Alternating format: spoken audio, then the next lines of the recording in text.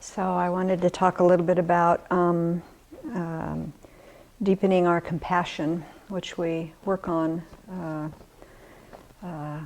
continually here, I think. There's many methods.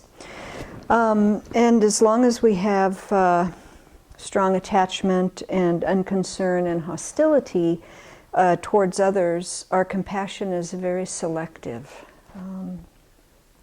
So compassion is based on seeing all beings as equal. And we develop equanimity by realizing that our categorization of people as friend, enemy, and stranger is very erratic. And we can see within our lives how people have easily moved from one category to another, really based on very small incidents often. So it's a very fluid, especially if we look throughout our lifetime. So considering how easily relationships change, our habit of feeling close to friends and family and distant and angry toward others, and then apathetic to everyone else, really isn't logical at all. So having a sense of equanimity and impartiality towards all is much more realistic. So we can develop an unbiased attitude of compassion by practicing the meditation on equanimity. And just thinking that just as I want happiness and don't want suffering, so you want happiness and don't want suffering. And so we recite that many times here. But when we look, we see that often we don't act that way at all. That gets so lost. And so why is this so hard? I was reading some writings of Jeffrey Hopkins. And he writes that one of the reasons that it is so easy to forget to act from this thought of equanimity is that we encounter others through the medium of sight, through our visual consciousness, through our eyes.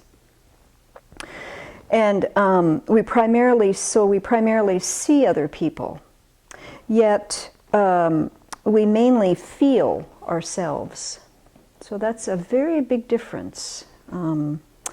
So we're focused on our own feelings of experiencing this pleasure, this pain, feeling cold, hot, hungry, thirsty, etc., all these things. So we use different modes of input for self and others. So we see people primarily through color and shape, and but we really define ourselves through our feelings. So very different, very different. And I think that this is a very good example of why feelings are one of the objects of observation of the establishment of mindfulness. Yeah?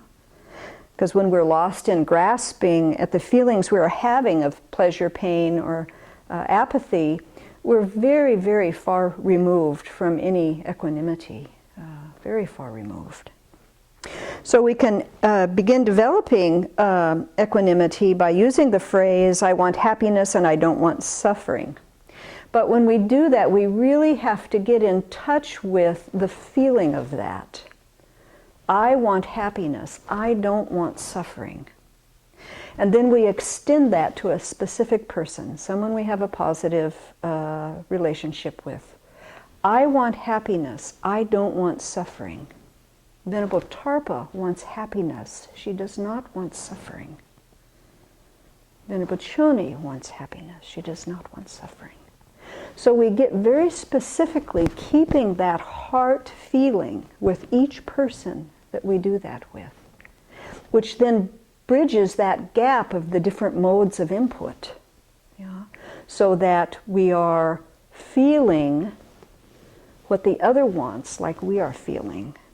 And then that grows the equanimity over time.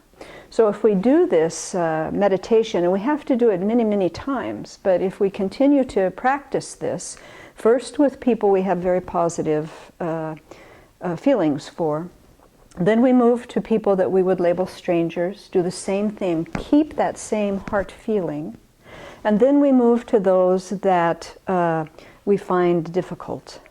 Yeah.